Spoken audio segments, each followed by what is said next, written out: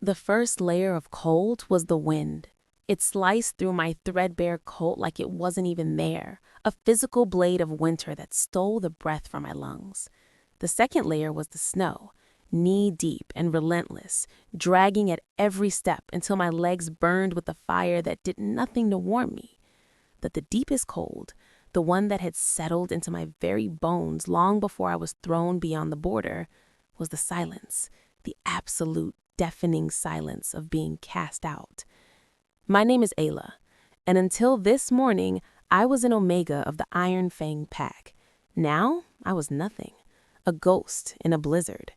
They didn't even look at me when they cast the sentence. Alpha Boris's voice had been as flat and cold as the stone floor of the meeting hall. Banishment is a mercy, Ayla. You should be grateful we are not executing you for theft and treason. Treason. The word echoed in the hollow space of my chest. My crime? I had used my own pitiful savings and, yes, a few supplies from the pack's storage to treat a dying rogue girl I'd found at the river. She was maybe 15, shivering with fever, an infected gash on her leg. She was someone's daughter, and in the eyes of Iron Fang, she was less than nothing, a waste of resources, just like me. An Omega with too much compassion and a mouth that couldn't stay shut, a defective model.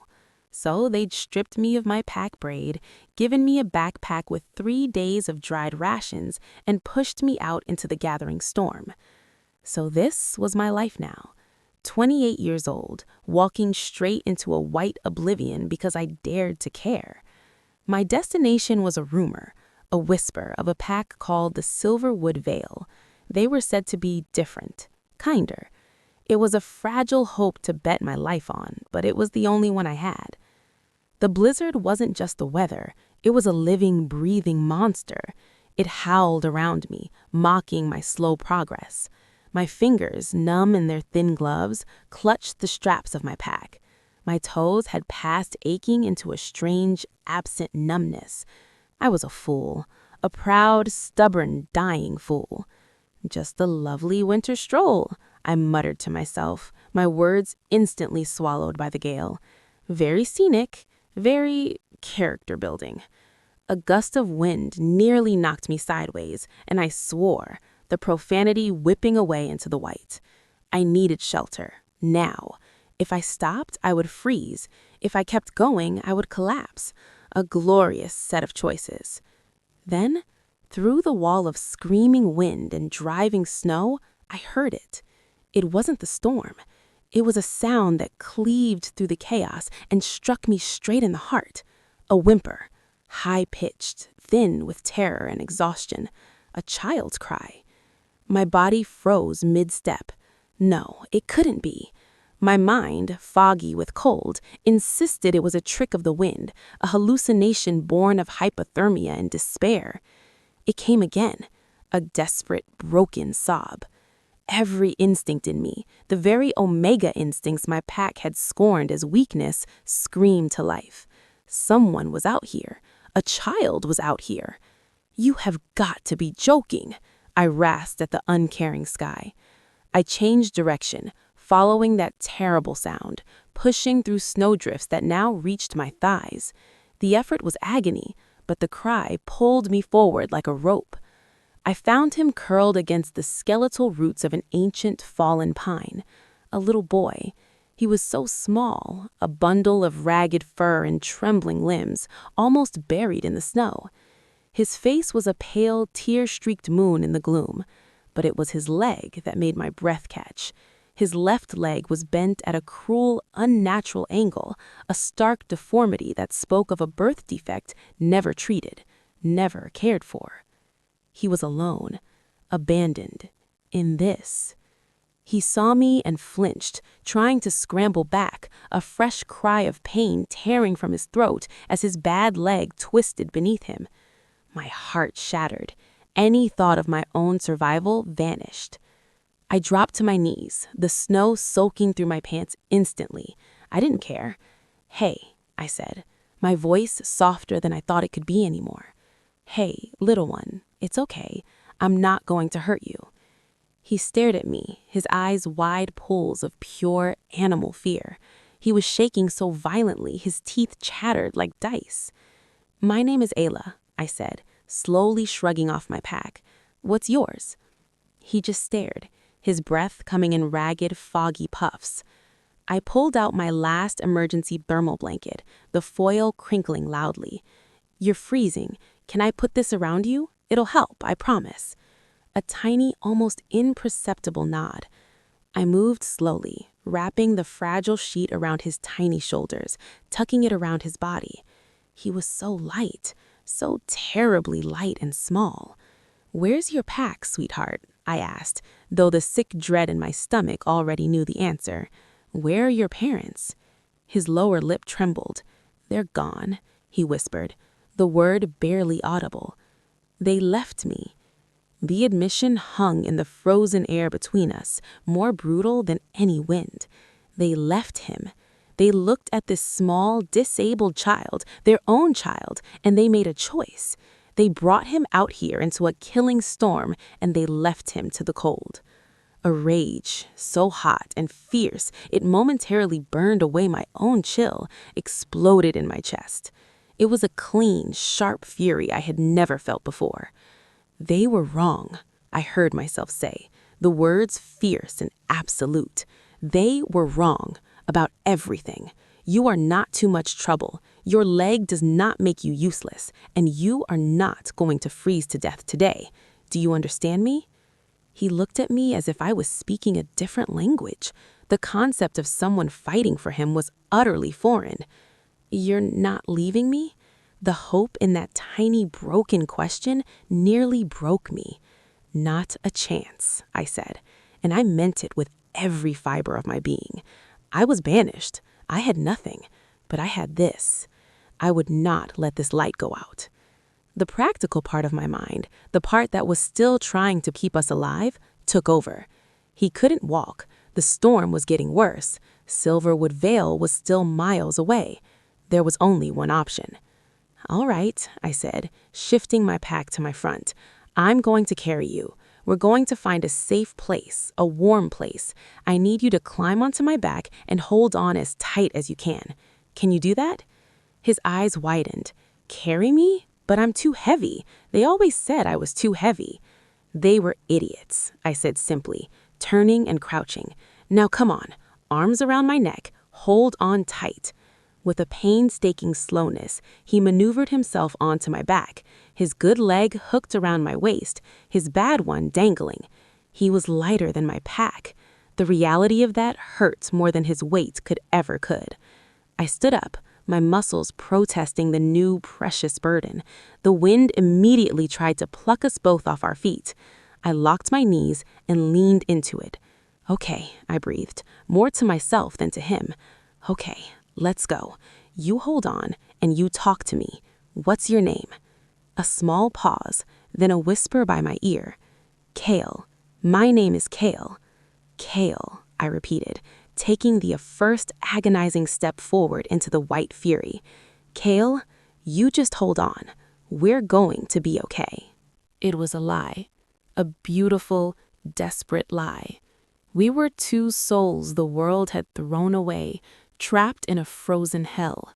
I didn't know if we would make it, but as I felt his small arms tighten around my neck, as I took another step and then another, I knew one thing for certain. I would carry this child until my legs gave out. I would carry him until the cold stopped my heart. Because sometimes, the only thing stronger than the cruelty of the world is one person's refusal to accept it. And I refused. The world narrowed to a tunnel of white pain. Each step was a battle against the wind that wanted to rip Kyle from my back, and the snow that clung to my legs like shackles. My breath sawed in and out of my lungs, each gasp burning with cold. But beneath the physical agony, a different kind of fire kept me moving. The feel of Kyle's small, shivering body against my spine, the faint, rhythmic puff of his breath against my neck. He was alive. I had to keep him that way. The silence from him was worse than the storm's roar. "Kyle, You still with me back there?" I called out, my voice raw. A tiny, muffled, "Mm-hmm," was my reply. "Don't you dare fall asleep on me," I ordered, fear putting an edge in my tone. "Talk to me. Tell me something, anything." "It's cold," he whispered, his words slurring. Panic, sharper than the ice, lanced through me. Slurring meant hypothermia was deepening its grip. I had to keep him conscious. "I know, sweetheart, I know, but we're moving. We're going to find somewhere safe. Tell me what you like. Do you like stories?" A pause. Then, so quiet I almost missed it. "I like the stories about the Star Walker." "The Star Walker?" I asked, forcing enthusiasm into my frozen voice, as I trudged onward, blindly hoping I was still heading northeast. "I don't know that one. Tell me." "She's an Omega," Kyle began, his voice gaining a sliver of strength. "The legends say she walks the sky at night, placing the stars. She finds the lost ones, the ones everyone else forgets, and she gives them a light so they can find their way home." A lump formed in my throat. "That's a good story. My mom used to tell it to me. Before." His voice faded again. "Before they left him to die." The rage flickered back, a welcome heat. "She had good taste in stories," I managed. "But you know what? I think the Star Walker would be pretty impressed with you right now. You're being incredibly brave." "I'm scared," he admitted, a raw confession that hung in the air between us. "Me too," I said, and it was the most honest thing I'd ever uttered. "We're scared together. That's better than being scared alone." I pushed on, my legs now bundles of screaming nerves. The landscape was a featureless white void. I had no idea how far we'd come, or if we were even going in the right direction. The only reality was the next step, and the precious weight on my back. Then, my boot plunged into a hidden dip, a sudden void beneath the snow. My leg buckled. With a choked cry, I pitched forward. I twisted as I fell, desperate to take the impact and not crush Kyle beneath me. We landed in a deep drift with a soft, terrible whump. The shock of the cold was breathtaking. Snow packed into my mouth, my nose, my collar. For a second, I just lay there, the will to move utterly drained. A small, frightened whimper came beside me. "Isla?" His voice, calling my name, was a spark to tinder. I pushed myself up on trembling arms, spitting out snow. "I'm here, Kyle. I'm right here." I found him beside me, half buried, the thermal blanket askew. His eyes were wide with a new terror, the fear that I, too, had given up. That look gave me strength I didn't know I possessed. "Just a little slip," I said, forcing a grin that felt like a crack in ice. "Come on, up we get." It took 3 tries to get us both standing again. My body was betraying me. My thoughts were becoming slow and muddy. We couldn't go much further. Just as the despair began to truly seep in, I saw it. A darker smudge in the relentless white. A rocky outcrop with a shallow overhang beneath it. It wasn't a cave, but it was shelter from the direct lash of the wind. "Look, Kyle," I said, the words tripping over my frozen lips. "Up ahead, shelter." Summoning the very last dregs of my strength, I half walked, half staggered the final 50 yards. I stumbled into the dim, dry space under the rock and sank to my knees, carefully lowering Kyle to the ground before I collapsed beside him. The relief of being out of the wind was profound. It felt like warmth. It was an illusion, but I'd take it. My hands shook violently as I rummaged in my pack. Matches, a small bundle of miraculously dry kindling I'd collected days ago, a few sticks of firewood. "We're going to make a little fire, okay?" I said, my words clumsy. "Just a small one. It'll help." It took 5 matches, my numb fingers fumbling, before a tiny flame caught. I nursed it with my breath, adding twigs, then the small logs. A fragile, dancing light blossomed in our little alcove. The heat it gave off was minuscule, but it was life. I pulled Kyle close, wrapping us both in the foil blanket and my own sodden coat. He was too quiet, his shivering becoming less intense, a dangerous sign. "Stay with me, Kyle. Look at the fire. Talk to me about the Star Walker. What does she look like?" His eyelids fluttered. "She has eyes like the night sky, and she's not afraid of the dark." "No," I whispered, holding him tighter, willing my own fading heat into his small body. Outside, the blizzard screamed its fury, but in our tiny haven, with a flickering fire and a child's legend between us and the end, we held on. The journey was far from over, but we had survived the first, longest night. Now, we just had to survive the dawn. The fire died just as the first gray light seeped into the world. The storm had not passed, but its screaming rage had dulled to a persistent, groaning wind. The cold rushed back into our shelter with a vengeance, sharp and immediate. I hadn't slept. I dozed in fits, jerking awake every time Kyle stirred or the flames sank too low. Now, in the grim dawn, the reality of our situation was a physical weight. I was exhausted to my marrow. My feet were blocks of ice. Kyle's face was still too pale. "Kale," I whispered, gently shaking his shoulder. "Time to wake up, little star." He moaned softly, his eyes opening to slits. "Ayla, is the Star Walker here?" My heart clenched. "Not yet, but we have to keep moving so she can find us. Can you sit up?" He tried, his movements weak and uncoordinated. I helped him, pressing a piece of hardened journey bread into his hand and tipping the water skin to his lips. We shared the meager breakfast in silence, the sound of our chewing loud in the stillness.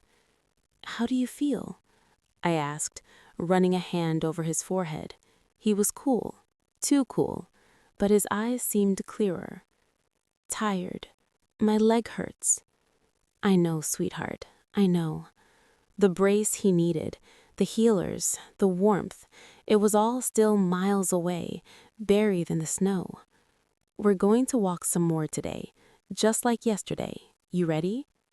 He looked at my back, then at my face, his expression solemn. "You don't have to carry me the whole way. I can try to walk." The offer from this broken, abandoned child nearly undid me.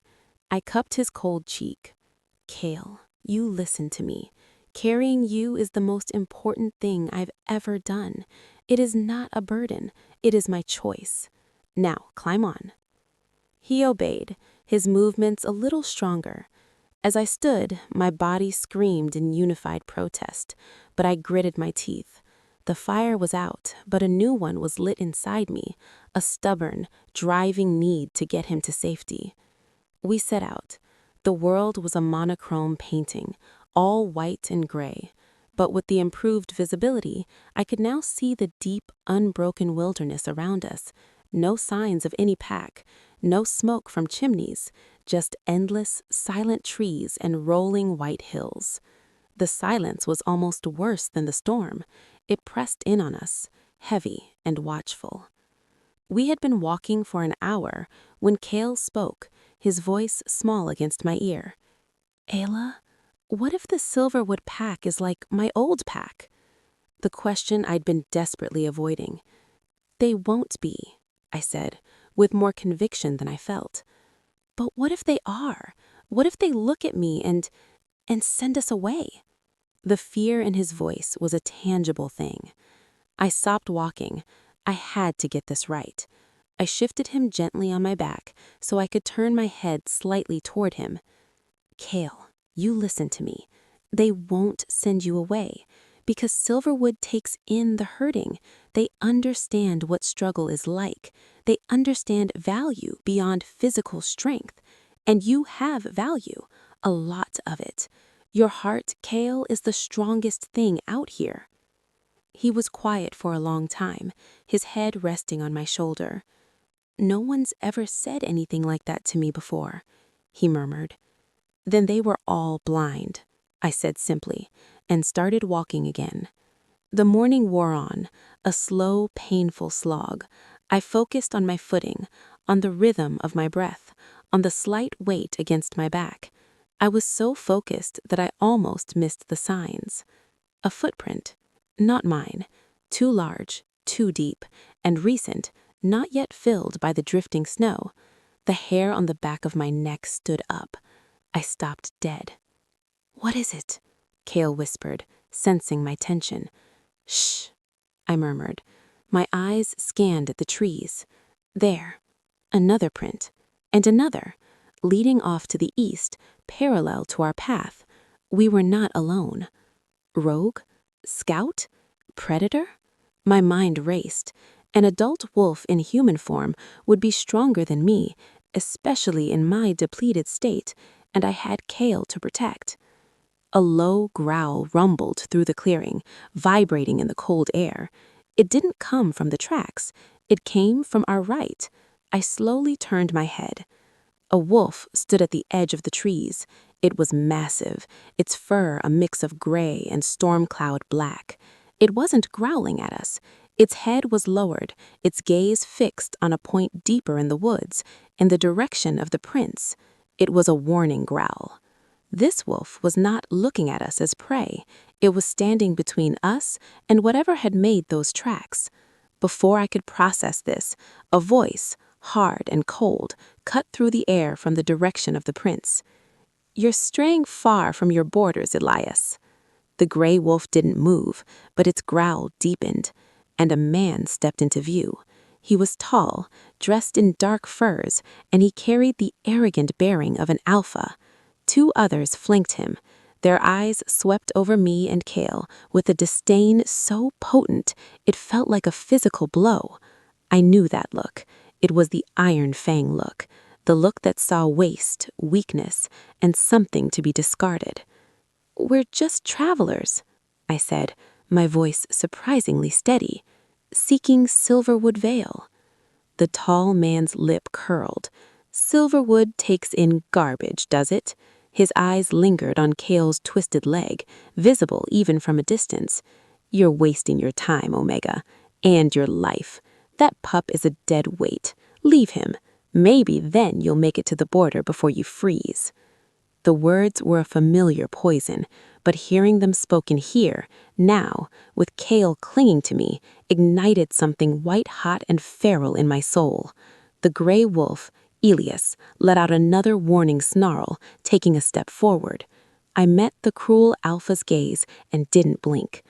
I would sooner freeze with him than take another step without him. He is not a weight. He is my charge, and we are leaving now. I didn't wait for a response. I turned my back on them, an act of immense defiance, and began walking west, away from the tracks, away from them, putting the protective presence of the strange gray wolf between them and us. My heart hammered against my ribs. I could feel their eyes on my back, but no one followed. After 100 yards, I dared a glance back. The gray wolf was gone. The men had disappeared back into the trees. The forest was silent once more, but the silence now felt different. It felt charged. We were not just fighting the winter, we were being watched. And we had just made a very powerful, very dangerous enemy. We walked until my legs felt like they would dissolve. The confrontation had stolen the last of my adrenaline, leaving behind a hollow, trembling fear. Who were those men? Why was that gray wolf, Elias, seemingly protecting us? And were they still out there, watching? Cale was silent, too, no doubt haunted by the cruel man's words. Dead weight. The poison was seeping in. I could feel it. "He was wrong, Cale," I said, my voice firm, despite my fatigue. "He sounded like my father," he whispered, and the devastation in that simple statement was complete. I had no answer for that. No words could erase that memory. Only actions. So I kept walking. Step after agonizing step. As dusk began to paint the sky in shades of violet and deep blue, I knew we had to stop. We wouldn't reach Silverwood today. We needed another shelter, another fire. The temperature was plummeting again. I was scanning the darkening tree line for another overhang when I saw it. A thin, steady column of smoke rising above the pines, perhaps half a mile ahead. A hearth fire. Hope, wild and terrifying, burst in my chest. It could be a friendly outpost. It could also be a trap. It could be them. Exhaustion made the decision for me. We had no choice. "Look, Cale, smoke. Someone's there." He lifted his head. "Is it Silverwood?" "I don't know, but it's warmth. We have to try." As we drew closer, I saw it wasn't a pack house. It was a small, sturdy log cabin nestled in a copse of trees, almost hidden from view. A single window glowed with soft, amber light. It looked peaceful. It looked safe. My every instinct, honed by a lifetime of being at the bottom, screamed caution. I approached slowly, my senses straining. No sounds but the wind. No movement but the smoke. I stopped a dozen yards from the door. Do I knock? Do I call out? What if they turned us away into the freezing night? The door opens before I could decide. A man stood in the doorway, silhouetted by the firelight behind him. He was older, his hair more silver than gray, and his frame was lean and strong. His eyes, a sharp, intelligent blue, took us in instantly. The exhausted Omega, the disabled pup on her back, our frost-covered, desperate state. He didn't speak, he didn't sneer or look disgusted. He simply looked assessing. "Please," I said, the word cracking from my frozen lips. "We've been traveling. The storm, my son, he's injured. We just need shelter for the night. We can sleep in your shed, anything. Please." The man's gaze lingered on Cale's face, then on my own. He stepped back, holding the door open wider. "Come in," he said. His voice was gravelly, but not unkind. "Get by the fire before you both turn to ice." The simple act of kindness was so unexpected, so profound, that for a moment I just stood there, stunned. Then the promise of warmth broke my paralysis. I stumbled forward, across the threshold, into a wall of heat that was almost painful. The cabin was a single room, neat and orderly. A fire crackled in a stone hearth.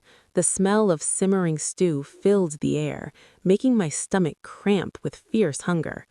"Sit," the man said, pointing to two rough-hewn chairs by the fire. "I'm Elias." The name hit me like a physical blow. My head snapped up. "Elias? The wolf in the woods?" A faint, almost imperceptible smile touched his lips. "The same. You stood your ground well today. Foolishly, but well." He moved to a pot hanging over the fire and ladled stew into two wooden bowls. He handed them to us. "Eat." I helped Cale into a chair, then sat beside him, the heat of the bowl seeping into my numb hands. The stew was venison and root vegetables, rich and savory. We ate in silence, too overwhelmed to speak. The simple act of consuming hot food, a kind of miracle. When the bowls were empty and a fragile warmth had begun to seep back into our bones, Elias spoke again. He was cleaning a hunting knife with a methodical, practiced motion. "The men you met today were from the Stone Ridge Pack. Their alpha, Vargas, is not a friend to strays, or to differences." "I told you he told me to leave, Cale." "I heard," Elias said, my arm going instinctively around the boy's shoulders. "He's heard." Elias's blue eyes pinned me. "Why didn't you?" The question wasn't accusing, it was genuinely curious. "He's a child," I said, as if it were the most obvious thing in the world. "He needed help. How could I not?" Elias watched me for a long moment, then gave a slow nod as if I'd passed some test. "Silverwood Vale is another day's walk due west from here. You'll reach their border markers by midday tomorrow, if you start at dawn." "You know Alpha Thorne?" I asked, hope flaring. I know of him, Elias said carefully. His pack has different ideas, but ideas are one thing. Facing the reality of a disabled pup and a banished Omega is another. Not all of his wolves will welcome you. The warning was clear. Sanctuary was not guaranteed. We have nowhere else to go, I said quietly. Elias put down his knife. He stood and went to a wooden chest in the corner. He pulled out a thick woolen blanket and a small leather-wrapped packet. He handed the blanket to Kale and the packet to me. The blanket is for the boy. The packet contains salve for frostbite and a poultice for pain. Use it on his leg tonight. Then he turned and took a worn but serviceable fur-lined cloak from a peg by the door. He held it out to me. And this is for you. Your coat is a death sentence. I stared at the offerings, my throat tight. Why are you doing this? Elias's gaze was distant, looking at the fire but seeing something else. A long time ago, someone didn't look away when they should have. It cost them everything. His eyes refocused on me. Don't let it cost you everything, Ayla. The world needs more people who don't look away. Now, sleep. You'll need your strength for tomorrow. The bunk in the corner is yours. He turned and settled himself into a chair by the fire, his back to us, clearly ending the conversation. I helped a sleepy Kale to the simple bunk, wrapping him in the glorious new blanket. I gently applied the salve to his cold injured toes and the poultice to his aching leg. His sigh of relief a sweet sound. I pulled the new cloak around myself, its warmth a profound comfort. As I lay beside Kale, listening to the crackle of the fire and the steady breathing of the mysterious wolf who had saved us twice in one day, I felt a flicker of something I hadn't felt since my banishment, a fragile, tentative thread of hope. We were not safe yet, but for the first time, we were not entirely alone. The guardian in the woods had given us more than shelter and supplies. He had given us a chance. Dawn came clear and brutally cold. Elias was already gone when we awoke, a pot of hot porridge left warming by the hearth. There was no note, no further advice, just the food and the lingering sense of his quiet protection. We ate quickly, the warmth fortifying us for the day ahead. I rewrapped Kale's leg with the last of the poultice, and we donned our new gifts, his thick blanket as an extra layer, my wonderful new cloak. Stepping outside, the cold was still a shock, but it no longer felt like a death sentence. "Which way?" Kale asked, his small hand in mine. "West," I said, nodding in the direction Elias had indicated. "Due west." The forest here was different. The trees were taller, the pines giving way to great ancient oaks and ashes, whose bare branches traced intricate patterns against the pale blue sky. The snow was thinner, easier to walk through. It felt like we were leaving the storm's heart behind. As we walked, Kale talked more. The food, the rest, the simple safety of the cabin had loosened the knot of fear in him. He told me more about the Starwalker, about the games he used to pretend to play before his leg hurt too much, about his favorite color, deep blue, like the winter sky just before twilight. I listened, my heart swelling with each shy revelation. This was the child they had tried to erase, this curious, imaginative, resilient boy. Around midday, just as Elias had predicted, we found them. Boundary markers. Not the rough stone piles of a minor claim, but carved wooden posts, each bearing the same symbol, a crescent moon embracing a single oak leaf. The Silverwood Vale. We had made it. The relief was so immense, my knees nearly buckled. We stood there, just staring at the symbol, at the unseen territory beyond the tree line. "This is it?" Kale whispered, his small hand in mine. "This is it," I confirmed, my own voice thick. But the joy was immediately tempered by Elias's warning. Not all of his wolves will welcome you. We were about to cross from the wilderness, where the only laws were survival, into a society with its own rules, its own prejudices. Would Alpha Thorn be like Alpha Boreas, like Vargas of Stone Ridge? There was only one way to find out. Taking a deep, steadying breath, I crouched down. All right, Kale, last ride until we find a proper healer. Hop on. He climbed onto my back with a trust that stole my breath. We crossed the boundary line, together. The change was subtle but immediate. The forest felt tended. Trails were more defined. We passed a snare line, empty but neatly maintained. We were being observed. I could feel it in my skin. The watchful silence of the wild had been replaced by the watchful silence of sentries. We followed the clearest path, my heart pounding a frantic rhythm against my ribs. About 20 minutes of tense walking, they appeared. 4 wolves melted from the shadows between the trees. They were in their animal forms, large, powerful, their coats blends of brown, gray, and tawny. They fanned out, blocking the path, their postures not overtly aggressive, but unmistakably authoritative. This was a patrol. The largest, a wolf with a distinctive scar across his muzzle, shifted. In a ripple of muscle and fur, a man stood before us. He was perhaps in his 40s, with a stern, weathered face and eyes that missed nothing. He looked at me, at Kale on my back, at our worn but improved clothing. "You are trespassing on Silverwood Vale territory," he stated, his voice neutral. "We seek asylum," I replied, forcing my voice to be clear and steady. "I am Ayla, a banished Omega from the Iron Fang pack. This is my son, Kale. We have been traveling for days. We mean no harm. We wish to speak with Alpha Thorn."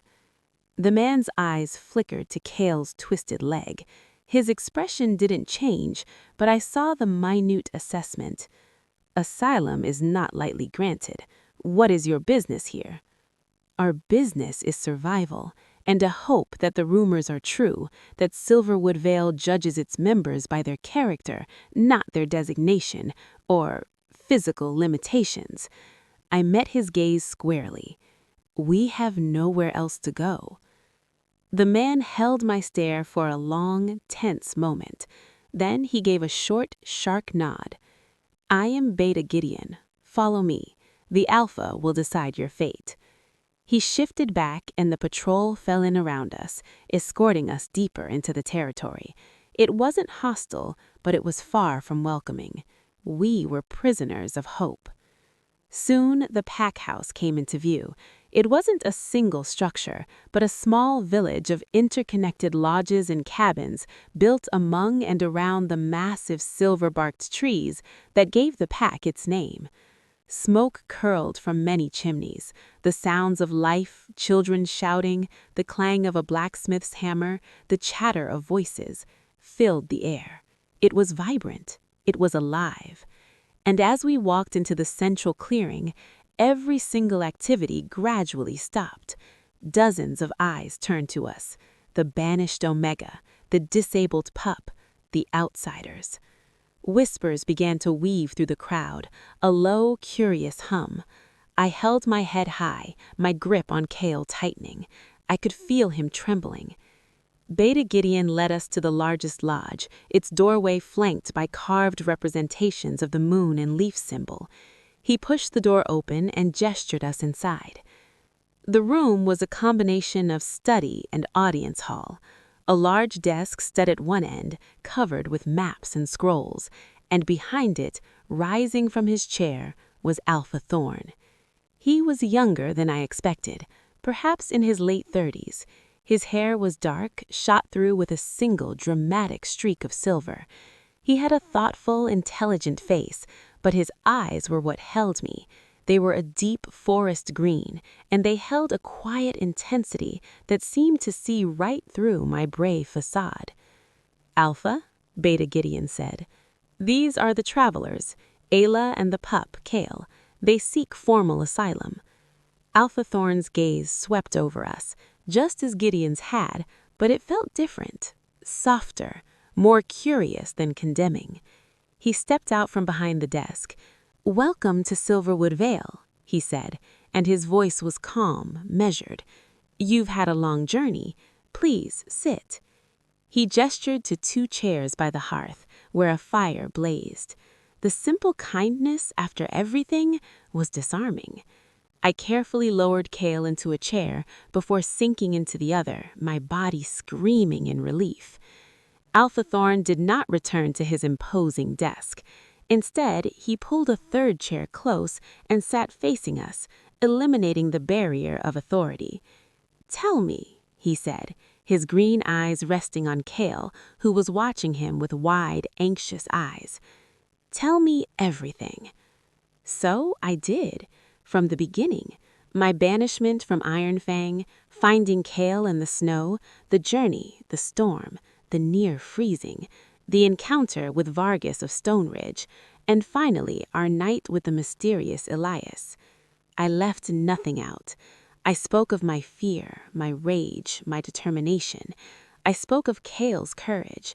When I finished, the room was quiet except for the pop of the fire. Alpha Thorn leaned back, steepling his fingers. His gaze moved from me to Cale. "Cale, is what Ayla says true about your old pack leaving you?" Cale nodded, his small hands clenched in his lap. "They said I was useless, a burden, that it was kinder to let the cold take me quickly." A shadow passed over Alpha Thorn's face.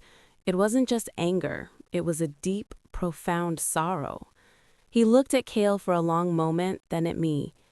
"You carried him 10 miles through a blizzard," he stated quietly.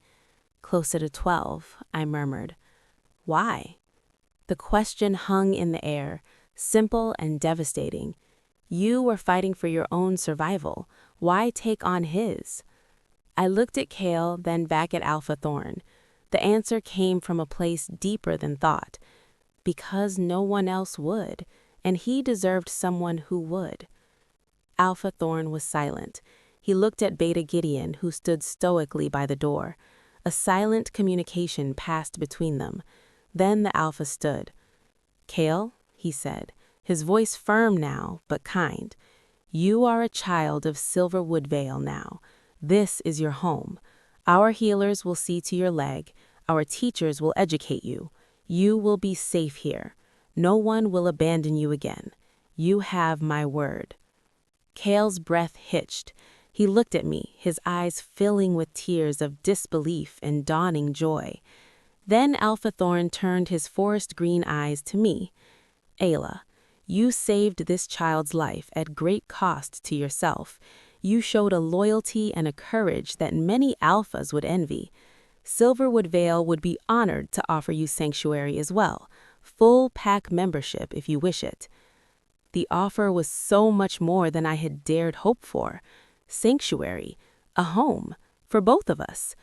The fear, the cold, the desperation, it all seemed to lift at once, leaving me dizzy.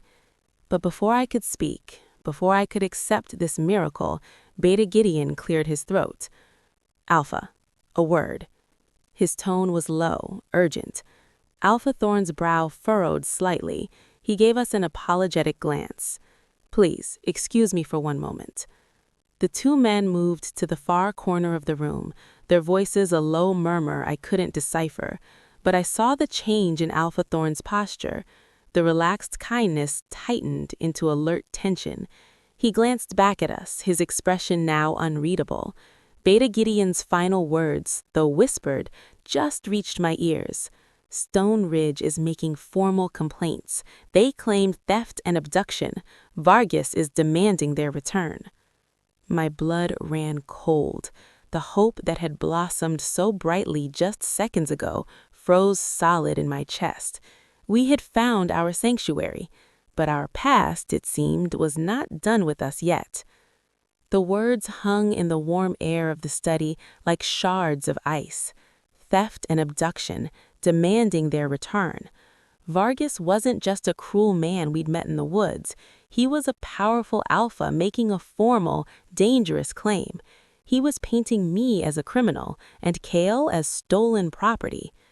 Alpha Thorn turned back to us, his face a careful mask of composure, but I saw the storm in his green eyes. He walked back slowly, the weight of leadership now visibly on his shoulders. "It seems your journey has garnered some unwanted attention," he said, his voice deliberately calm. "Alpha Vargas of Stone Ridge has sent messengers. He claims Kale is a pup of his pack, left in the care of a hunting party for his safety, and that you, Ayla, took him unlawfully." A sound of pure distress escaped Kale's throat. "That's not true. I'm from the Ashfall pack. My alpha was called Rook. I've never seen that man before." I put a steadying hand on his shoulder, my own heart hammering. "He's lying," I said, my voice low and fierce. "He saw us in the woods. He told me to leave Kale to die. Now he's trying to cover his tracks and discredit us." "I believe you," Alpha Thorn said, and the simple certainty in his tone was a lifeline. But belief and pack politics are different beasts. Stone Ridge is a strong, traditionalist pack. A formal complaint cannot be ignored without consequence. It could mean border skirmishes, trade embargoes. Beta Gideon stepped forward, his expression grim. He is using the boy's disability as proof of his concern, saying only a mad or criminal Omega would burden herself with such a pup. He's twisting your compassion into a weapon. The cruelty of it was so calculated it took my breath away. My greatest act was being used to condemn me. "What does this mean for us?" I asked, forcing the words out. "It means your sanctuary is now a trial," Alpha Thorn said. He knelt so he was level with Kale. "Listen to me, Kale. No one is sending you back to that man. You have my word. But I must follow our laws. There will be a gathering, a hearing. You and Ayla will tell your story to the Pack Council. Vargas's envoys will tell theirs. The truth will be heard." He rose and looked at me. "Ayla, until the hearing, you are both under the protection of Silverwood Vale. You are provisional members. But, Ayla, you must understand, some in the pack will hear these accusations. They will look at you with suspicion.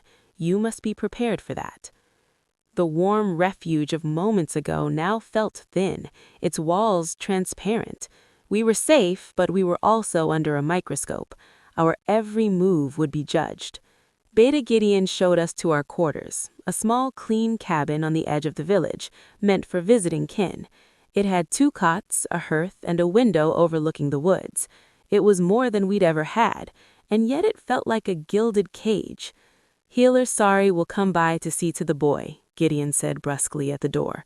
"Do not wander far, for your own safety." When he left, the silence in the cabin was heavy. Kale sat on the edge of his cot, drawing his knees to his chest. "They still might send us away, don't they?" I sat beside him. Alpha Thorn said he wouldn't, but the others might make him. The wisdom in his words was heartbreaking. He understood the dynamics of a pack better than most adults. "Then we'll make sure the others hear us," I said firmly.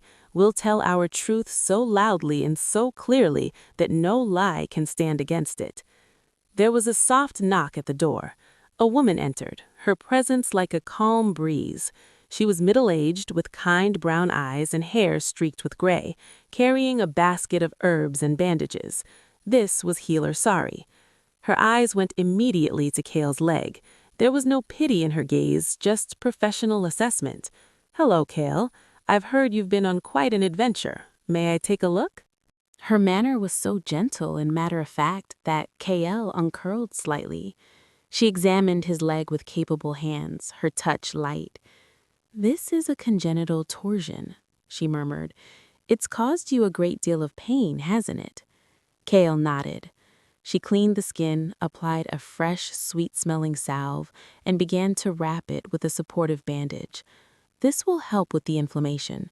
Tomorrow, we'll start gentle stretches, and our craftsman, Bren, will take measurements for a proper brace, one that will help you walk, not just endure."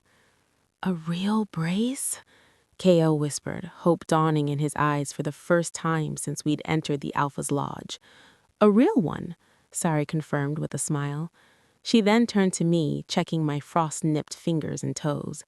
You pushed your body to its breaking point, Ayla. You need rest and warm food. I'll have some broth sent over. As she packed her basket, she paused. The hearing is in 3 days. The pack is divided. Many remember the old ways. Change frightens them. But many more, especially the mothers and the crafters, they see you. They see your heart. Do not lose yours. Her words were a balm. We were not entirely alone. That evening, as we ate the nourishing broth sent from the communal kitchen, we heard voices outside. Peering through the window, I saw a small group of pack members gathered nearby. They weren't looking at our cabin, but their voices carried. Risking war for a cripple and a thief, a man's voice grumbled. Don't call him that. He's a child, and she saved him. Alpha Vargas wouldn't make a formal claim if there wasn't truth to it. Why would he want a defective pup back unless he was stolen? The voices moved on, but the damage was done. KL had heard. He put a spoon down, his appetite gone. They don't know us, I said, pulling him close. Their fear is loud, but it's empty. We know the truth. We have to hold on to it. He nodded against my shoulder, but the light that had begun to spark in him after meeting Healer Sari had dimmed. Our sanctuary was real, but it was under siege from within and without. The hearing in 3 days wouldn't just decide our fate. It would test the very soul of Silverwood Vale. The next morning arrived with a tension that clung to the air like frost. Our cabin felt less like a shelter and more like the eye of a gathering storm. KL was quiet, picking at the breakfast left on our doorstep. A new knock sounded. I opened the door, bracing for more suspicion, but found a young woman with fiery red hair and a smudge of clay on her cheek. She held a small, cloth-wrapped bundle. KL? Ayla? I'm Lyra, she said with a bright, no-nonsense smile. I work with Bren, the craftsman. He sent me to get the final measurements for KL's brace. And I brought you these. She handed me the bundle. Unwrapping it, I found 2 small, beautifully glazed clay cups. Everyone needs their own cup. Makes a place feel like home. The simple, practical kindness was so unexpected it left me speechless. Lyra didn't wait for thanks. She bustled inside and immediately engaged KL, chatting about clay and gears and leather as she measured his leg with a tailor's tape. She treated his disability not as a tragedy, but as an interesting engineering puzzle to be solved. Bren's a genius with wood and metal, she told him conspiratorially. He's already sketching. You'll be the talk of the Vale with his brace. Mark my words. For the first time that morning, KL smiled. A real one. Lyra's visit was the crack in the dam. In the afternoon, a stern-faced older woman arrived with 2 young children in tow. She introduced herself as Marta, the head of the kitchens. The children wanted to meet the boy who survived the great blizzard, she stated, though her eyes were kind. She left a basket containing a fresh loaf of honey bread, a wheel of cheese, and a jar of preserves. The children, a boy and a girl, stared at KL with open curiosity, not malice. Did you really get carried? A little girl asked. KL nodded shyly. My mama carries me when I'm tired too, the boy announced, and the conversation, from that profound point of childhood solidarity, turned to important matters like the best climbing trees in the Vale. Later, a young man named Elian, an apprentice hunter with a quiet demeanor, stopped by. He left 2 rabbits, skinned and ready for the pot, on our step with a shy nod. Heard you could use some meat, was all he said before disappearing. These were not grand gestures from the pack leaders. These were the quiet, powerful acts of everyday people. They were the pack's silent answer to the whispers of fear. They were choosing to see us not as problems, but as people. Buoyed by this, I decided we couldn't hide in the cabin. With KL's new, firmer bandage from Healer Sari, we ventured out for a short walk. The stairs were there, some curious, some wary, a few cold. But now we also saw nods, small smiles from other Omegas working in the herb gardens, a wave from Lyra, who was shaping clay on a potter's wheel outside her workshop. We headed back when we saw him. a tall, broad-shouldered man with the bearing of a warrior, standing with Beta Gideon. He had dark, disapproving eyes that locked on us like a hawk spotting prey.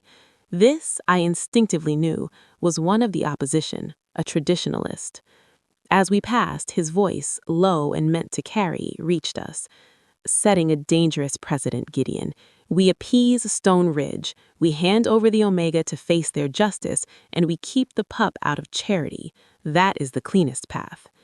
His reply was a quiet rumble I couldn't hear, but the man's words were a bucket of icy water on our fledgling hope. He wasn't just a whisper in the crowd. He was someone with Gideon's ear. Kale's hand tightened in mine. He'd heard it all. That evening, as I cooked the rabbit stew, the fear returned, colder and deeper. The hearing was in 2 days.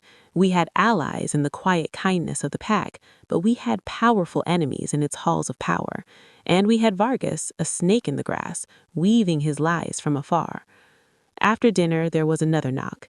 It was Beta Gideon himself. His expression was unreadable. Ayla, Alpha Thorn requires your presence. Alone.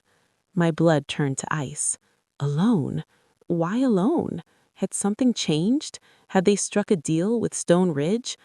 I'll be right back, I told KL, trying to sound calm.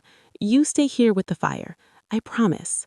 His eyes were huge with fear, but he nodded. I followed Gideon through the darkening village to the Alpha's lodge, my mind racing with terrible possibilities. Was this where it ended? A quiet meeting before the public rejection? Alpha Thorn was in his study, but he wasn't alone. Seated by the fire was the mysterious wolf from the woods, Elias. He gave me a slight nod. Ayla, Elias has come with information you need to hear. Elias leaned forward, his voice a low gravel. Vargas is not acting alone. His complaint is a pretext. Stone Ridge has been encroaching on Silverwood hunting grounds for months, testing your borders. He sees your acceptance of Ayla and Kyle as a sign of weakness.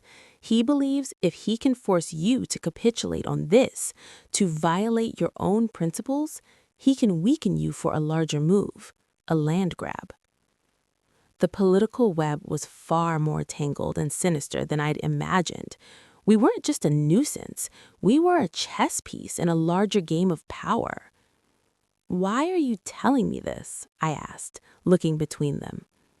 Because, Alpha Thorn said, his green eyes intense, the hearing is not just about your truth. It is about our pack's truth, who we are. If we yield to his lie out of fear, we lose ourselves. Your testimony, Kyle's testimony, it is the key.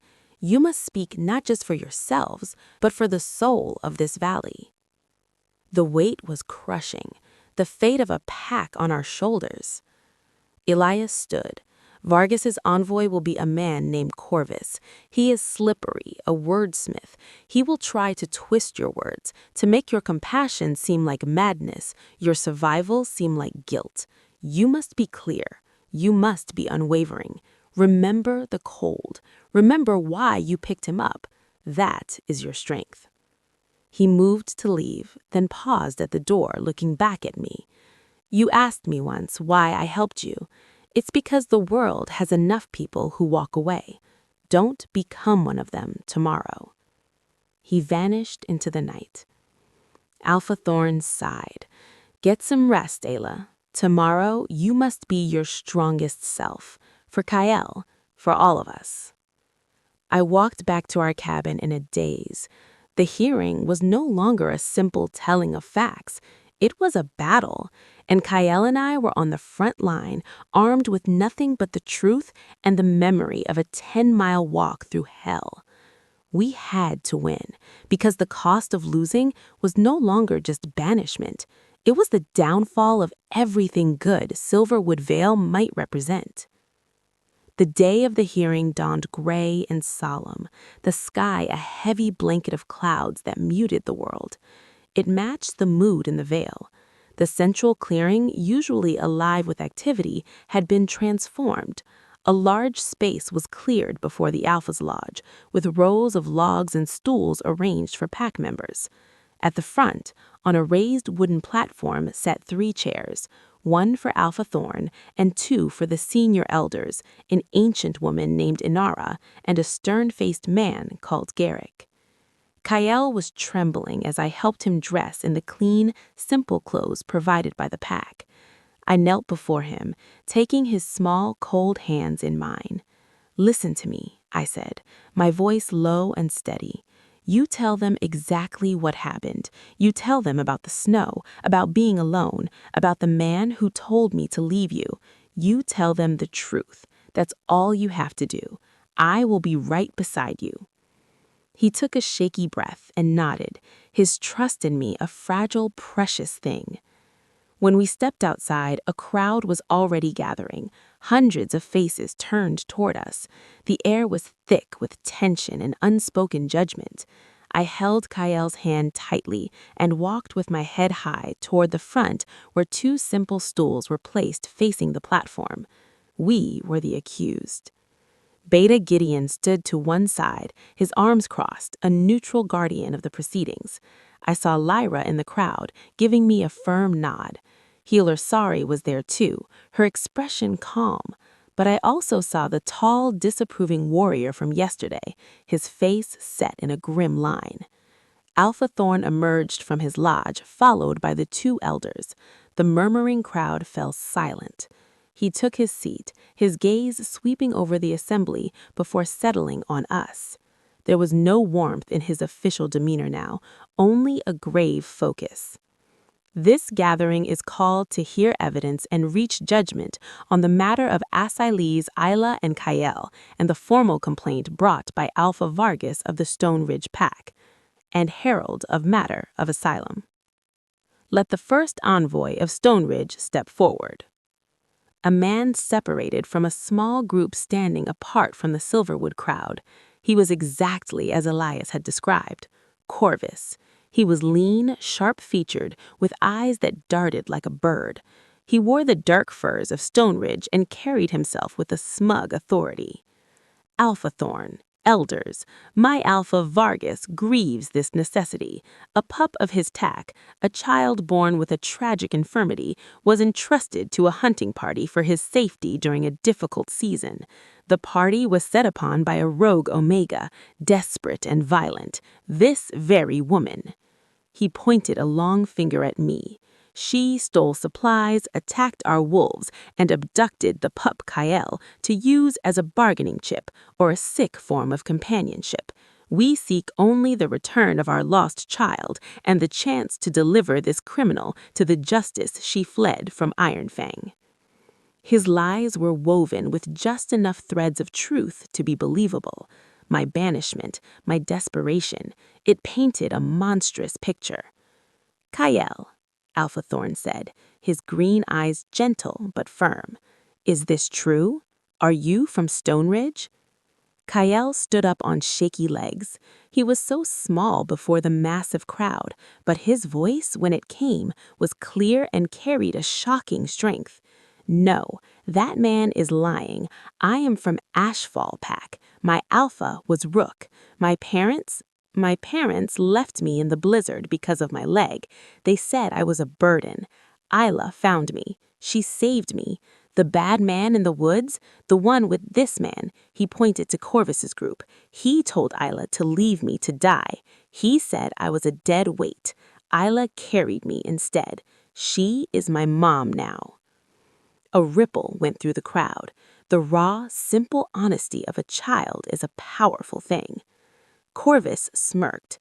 "A touching story, woven by a clever Omega to manipulate a confused, disabled child. The pup is clearly traumatized, his memory unreliable. Where is your proof, Omega? Where is your witness to this abandonment?" This was the moment, the trap. I had no witness but the snow and the wind. I stood. My proof is his survival. My proof is the frostbite on my toes and the ache in my bones from carrying him 12 miles. My proof is that Alpha Vargas, in his own words to my face, declared Kyle worthless and told me to leave him. Why would he want back a pup he so readily discarded, unless it was to silence the truth of his cruelty and to attack this pack's honor? Corvus's smirk didn't falter. Brave words, but words are wind. You have no witness. We have the sworn testimony of our hunting party. The law of packs is clear. The burden of proof lies with the accuser, and you have none. The pup returns with us. You face judgment. A sick feeling settled in my stomach. He was right in the technical, cruel way of politics. Our truth was emotional, but his was official. Just as despair began to claw at me, a voice, calm and ancient, spoke from the platform. Elder Inara, who had seemed to be sleeping, opened her milky eyes. "There is another witness," she croaked. All eyes turned to her. Even Corvus looked surprised. "The witness is the land itself and the one who listens to it. Let him speak." From the edge of the trees, where the forest met the clearing, a figure stepped forward. Elias. A murmur, this time of recognition and respect, ran through the Silverwood crowd. He walked to the front, ignoring Corvus completely, and gave a slight bow to the platform. "I am Elias. I live on the unclaimed land between here and Stone Ridge. I witnessed the encounter in the woods 3 days ago. I heard Alpha Vargas tell the Omega to leave the pup to die. I saw his contempt. Then I tracked the Stone Ridge hunting party. They made no search for a lost pup. They drank and laughed around their fire and spoke of cleansing the weak. I offered the Omega and the child shelter that night. The pup spoke of his pack, Ashfall, and his alpha, Rook. His fear of the man Vargas was real. This envoy speaks poison." The silence that followed was absolute. Corvus's face had gone pale, then flushed with fury. The word of a lone wolf, a hermit, against the sworn word of an alpha?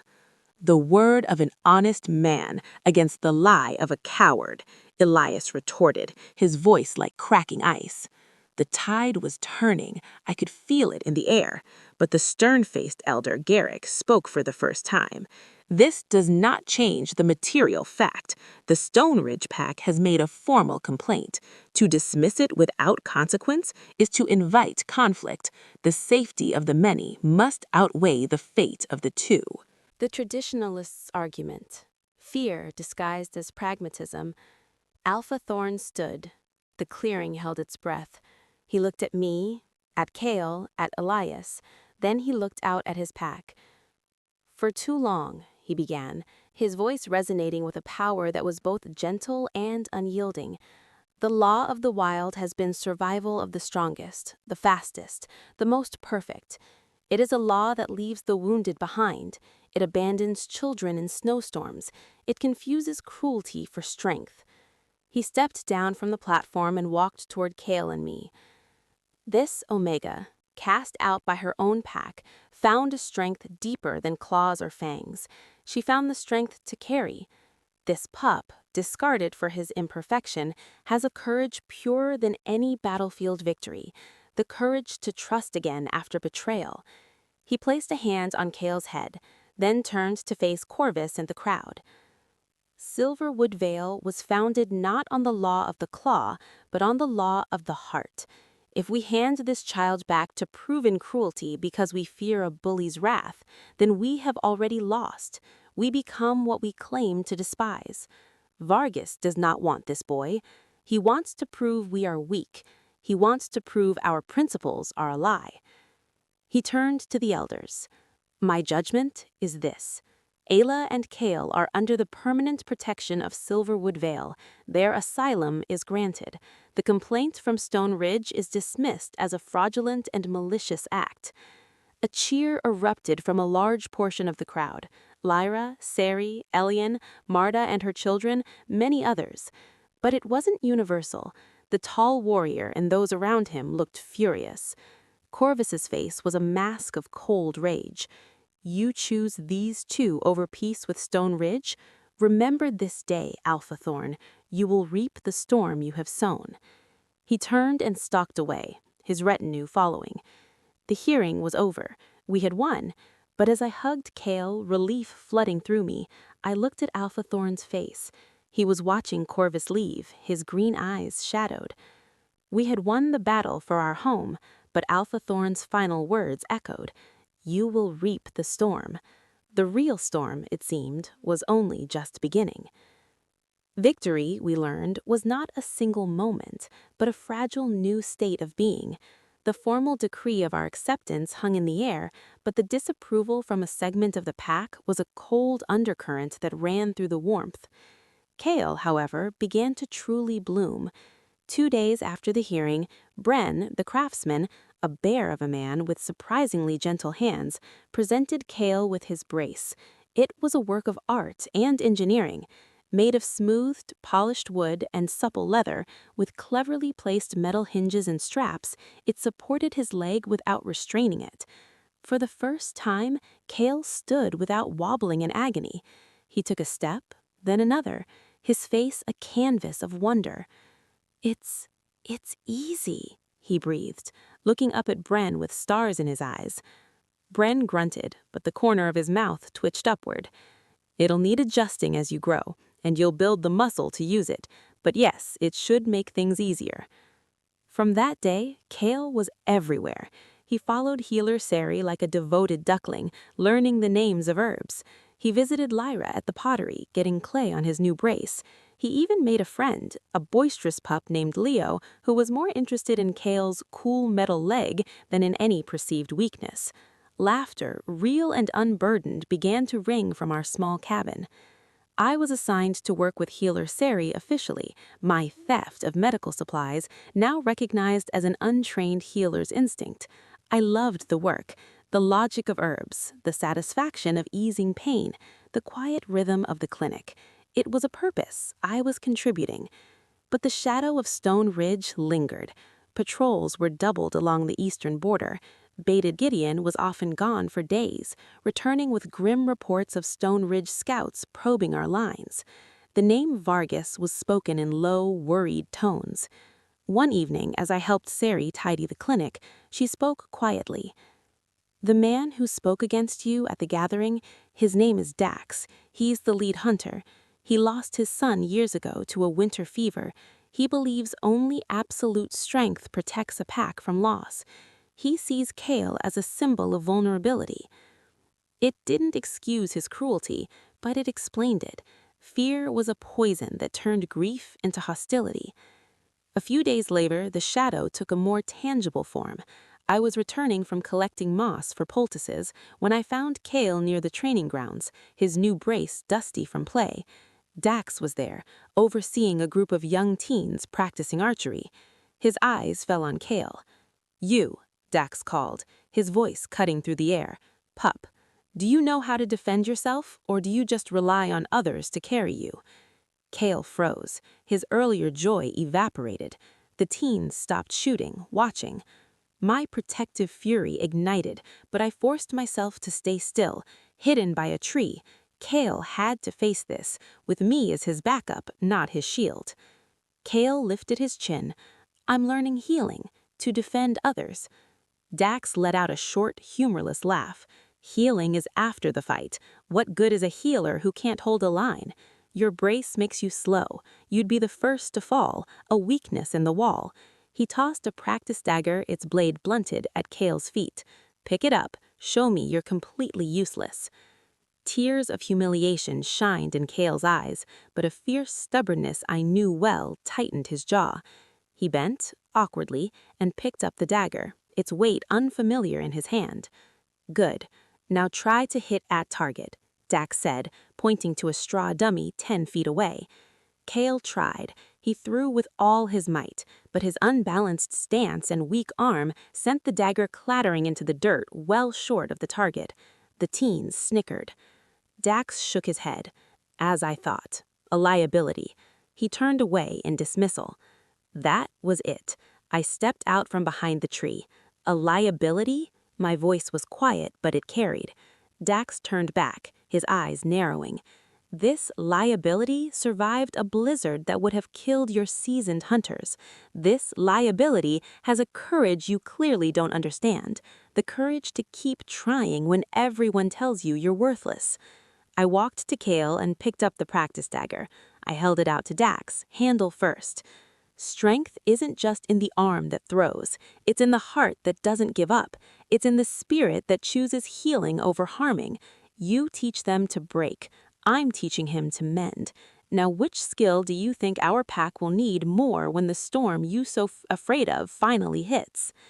The clearing was utterly silent. Dax's face was a thundercloud, but he said nothing. He snatched the dagger from my hand and turned back to his students, back to practice.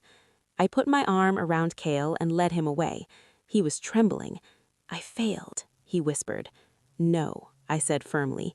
"You faced a bully and you didn't run. That's a different kind of victory, and your aim will get better. We'll practice." That night, Alpha Thorn summoned me. He looked weary. "Dax told me about your exchange."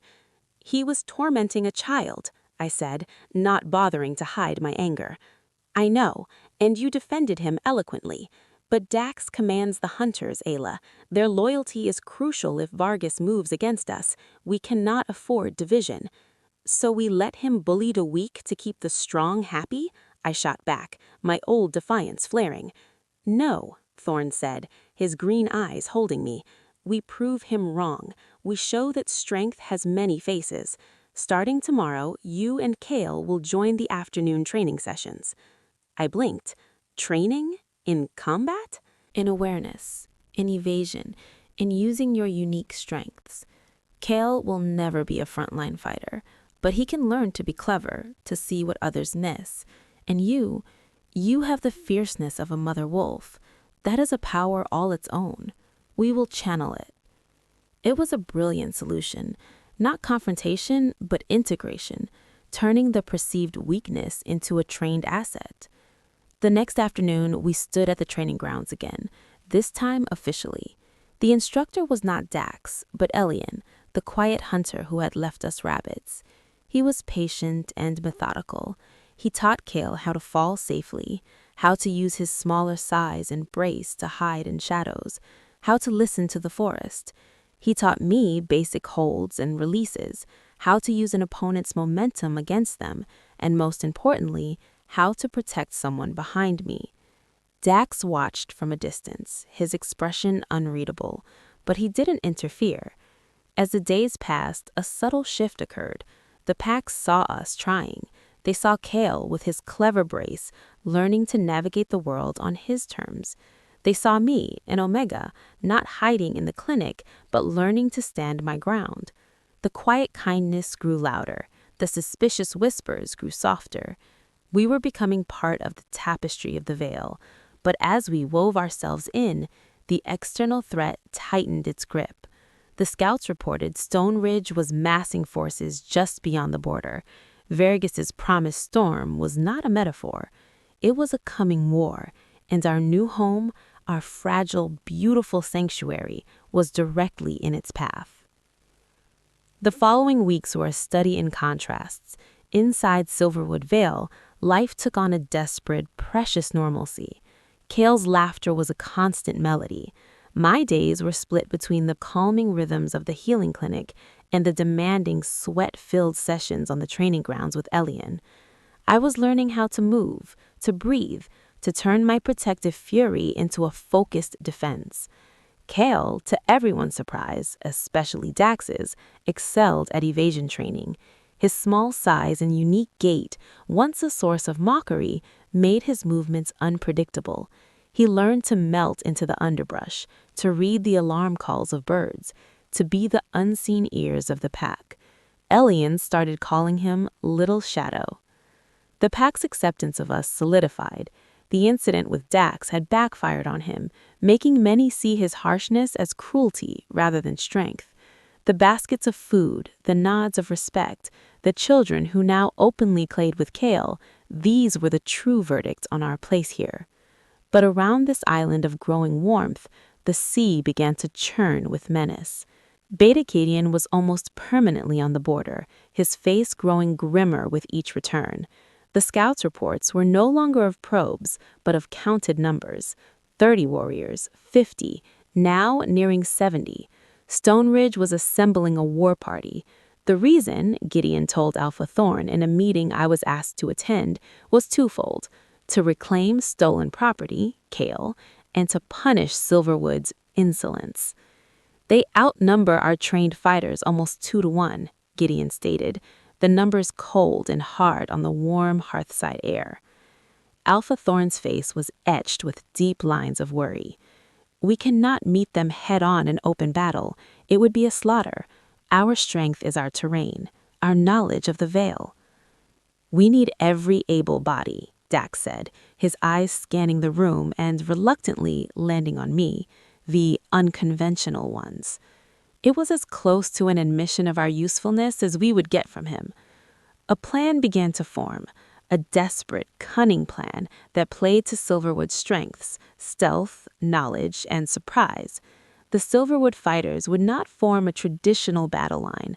They would become ghosts in the trees, using the dense forest to break the Stone Ridge advance into smaller, manageable pieces: ambushes, traps, targeted strikes. And this is where Kale and I found our roles. My knowledge of herbs became knowledge of poisons, non-lethal ones to tip arrows and darts to induce sleep or paralysis. Sari and I worked tirelessly in the clinic, brewing potions of confusion and weakness. Kale's role was the most dangerous, and it was his idea.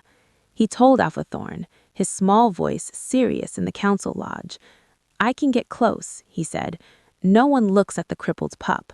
I can listen. I can move through the small spaces in the rocks by the Eastern Pass. I can be your eyes where your warriors can't go." Thorne had immediately refused. "Absolutely not. You are a child." But Elias, who had appeared at the edge of the village like a wraith to offer his scouting skills, had spoken up. The wolf who was overlooked sees the most. He is small, smart, and motivated. With me, he would be safe. We would be shadows within shadows. After a long, fraught debate, Thorne had reluctantly agreed.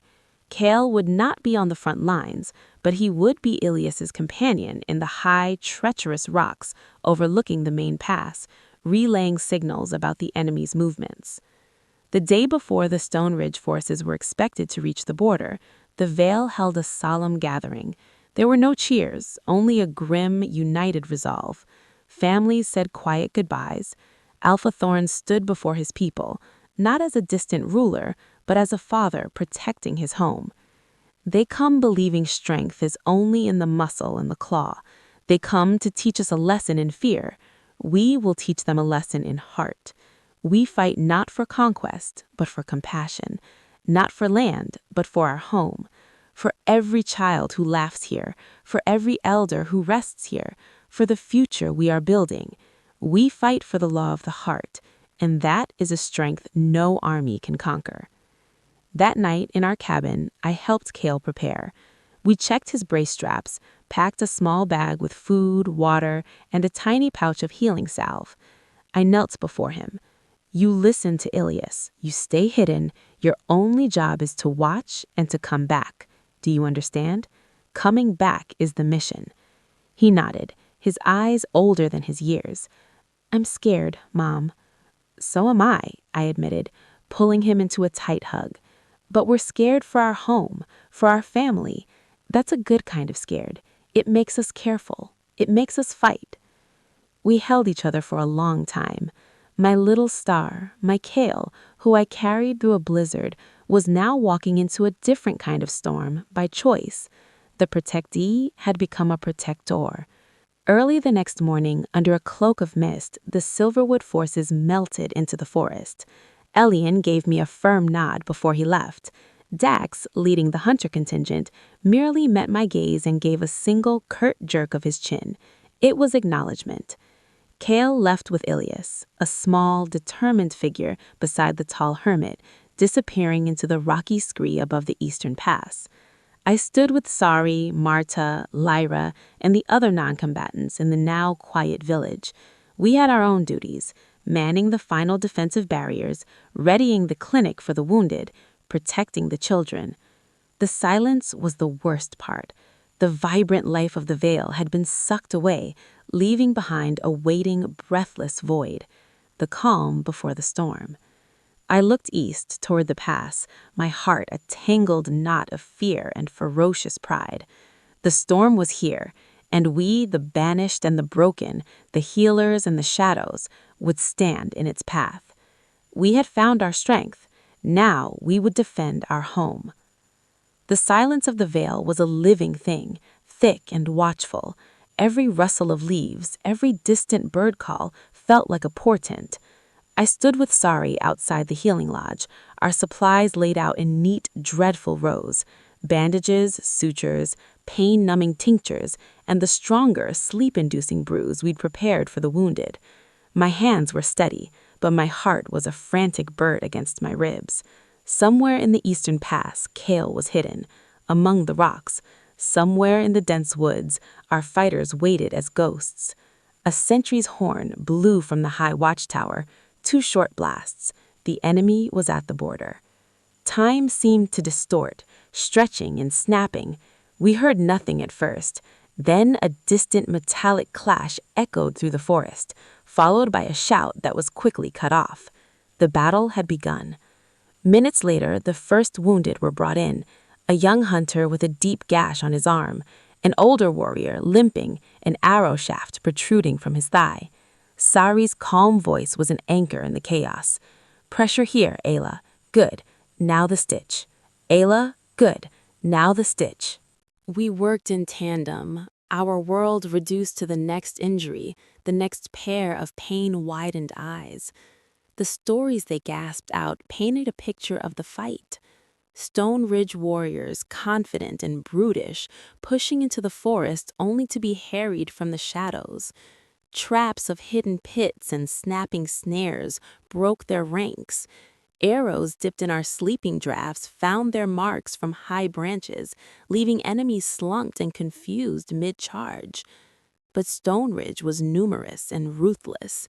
They began setting fires at the forest's edge, trying to smoke out our fighters. The acrid scent of burning pine began to tinge the air. Then, a new sound cut through the din of sporadic combat. A series of sharp, echoing cracks from high in the pass.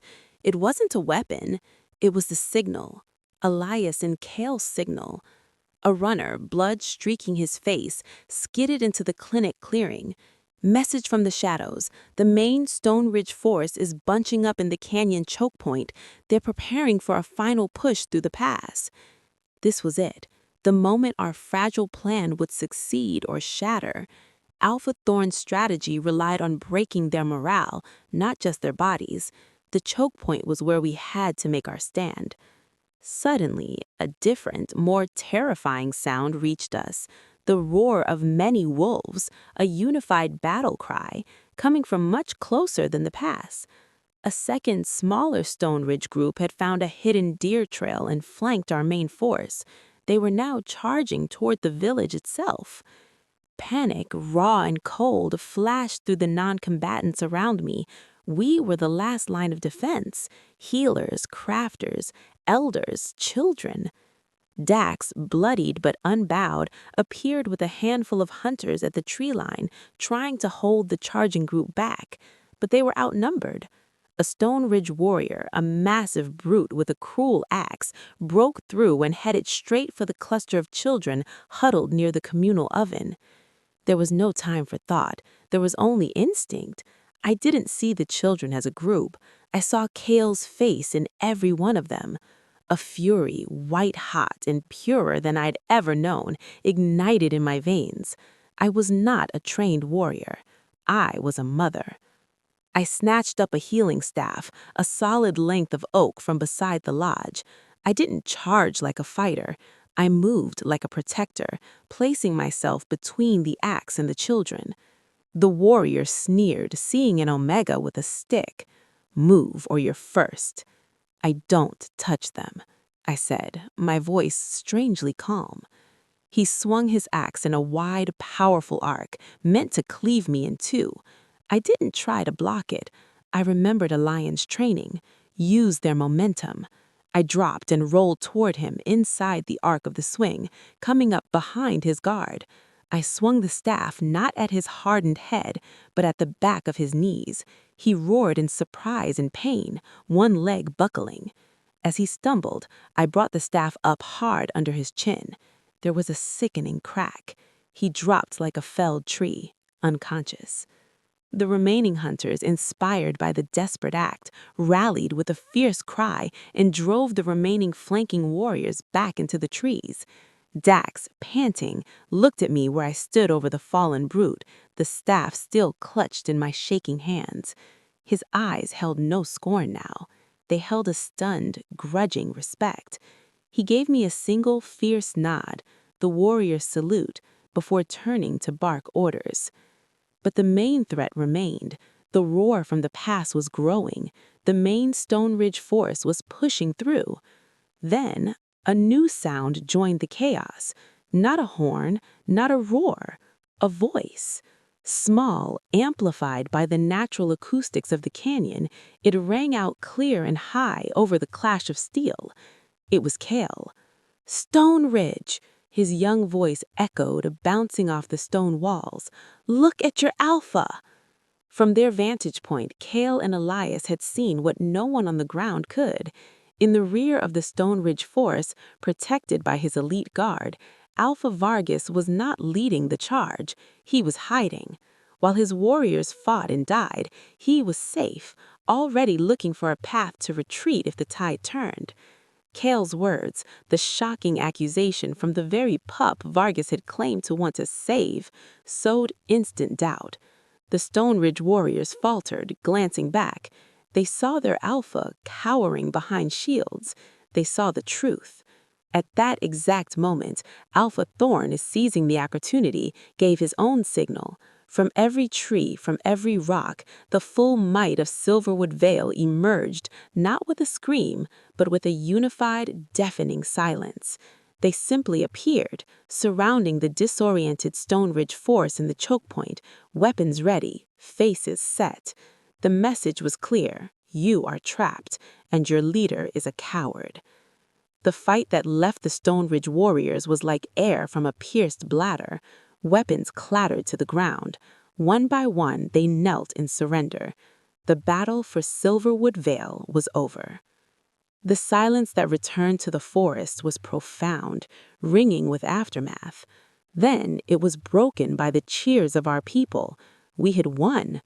My own victory felt hollow until I saw a small, limping figure emerge from the rocky path with Elias beside him. Cale. He was covered in dust, his face pale, but his eyes were blazing with triumph. He had done it. He had helped save our home. I ran to him, dropping to my knees and gathering him in my arms, staff forgotten in the dirt. "You were so brave, so incredibly brave." "I saw him, Mom. I saw Vargas hiding. I just told the truth." "That's the most powerful weapon of all," I said, holding him tight. Around us, the Vale began the slow process of tending to the wounded, securing the prisoners, and dousing the smoldering fires. We had defended the law of the heart, and our hearts, though weary, were whole and full of a new, unshakable strength. He raised his cup. To Ayla and Cale. No longer asylum seekers, no longer provisional members. You are the heart of Silverwood Vale. Welcome home, for good. The cheer that erupted was deafening, a wave of acceptance that washed over us, warm and complete. Lyra whistled loudly. Elian smiled his quiet smile. Even Dax, from where he sat with his hunters, raised his cup in a solid, respectful gesture. After the speeches, as music started up from a group with drums and flutes, Cale tugged my hand. He led me to a quieter spot at the edge of the clearing, where the great silver trees began. There, leaning against a trunk, was Elias. "You're staying for the celebration?" I asked, surprised. The hermit was not one for crowds. "For a moment," he said, his blue eyes softer than I'd ever seen them. He looked at Cale. "You have a pack now, little shadow. A real one. You don't need a guardian in the woods anymore." Kale threw his arms around Elias's waist in a fierce hug. "You'll always be my friend." Elias placed a gentle hand on his head. "And you, mine." He looked at me. "You built something good here, Ayla. Don't stop." With a final nod, he melted back into the forest, a shadow returning to the shadows. But I knew he would always be there, watching, our silent guardian. The celebration wound on. As twilight painted the sky in apricot and lavender, I found myself sitting on a bench, watching Kale. He was in the center of a group of children, demonstrating how his brace worked, not with shame, but with pride. He was telling them the story of the Starwalker. Alpha Thorn sat beside me, following my gaze. He's going to be an amazing storyteller, or a healer, or a strategist, or all three. He's going to be happy, I said, the certainty of it a sweet ache in my chest. "And you?" Thorn asked gently. I looked around at the thriving village, at the people who were now my people. I saw Sari teaching a group of young Omegas about herb lore. I saw Lyra showing a fascinated Kale how to center clay on a wheel. I saw the safe, warm lights glowing in the windows of the cabin that was ours. "I am home," I said simply. Years later, on the longest night of winter, the pack would gather in the Great Lodge. Fires would blaze and stories would be told. The favorite, requested every year, was the tale of the 10-mile carry. Kale, now a tall, confident young man training to succeed Sari as head healer, would tell it best. He'd stand before the pack, his brace a familiar, accepted part of him, and his voice would weave the magic. "They said she was just a banished Omega," he'd begin, his eyes finding mine in the crowd, always his first and most devoted listener. "And they said I was just a broken pup. Every pack had turned us away. The snow was deep, the wind was cold, and hope was a distant, frozen star." He'd describe the blizzard, the fear, the moment of choice. "But my mom," he'd say, his voice softening with love, "she had a different kind of strength. The strength that doesn't come from muscles, but from the heart. It's the strength to see worth where others see waste, the strength to carry when others walk away." He'd tell of the journey, the sanctuary, the battle. He'd speak of Elias, of Thorn, of Sari, and Lyra. He'd tell them how the law of the heart had defended a home. "And so," he'd conclude, his voice strong and clear in the hushed lodge, "remember this when the snow falls and the world feels cold. Strength isn't about never needing to be carried. True strength is having the courage to ask for help and the greater courage to offer it. The strongest pack isn't the one with the most perfect wolves, but the one where every wolf, however they walk, has a place to call home." After the stories, I would walk with him back to our cottage, now a little bigger, with a workshop for his herbs and a sunny window for my weaving. The snow would crunch under our boots, and the stars would be brilliant chips of ice in the black velvet sky. "You tell it better every year," I'd say, linking my arm with his. "I have the best material," he'd reply, smiling down at me. Then he'd look up at the stars. "Do you think the Starwalker is proud?"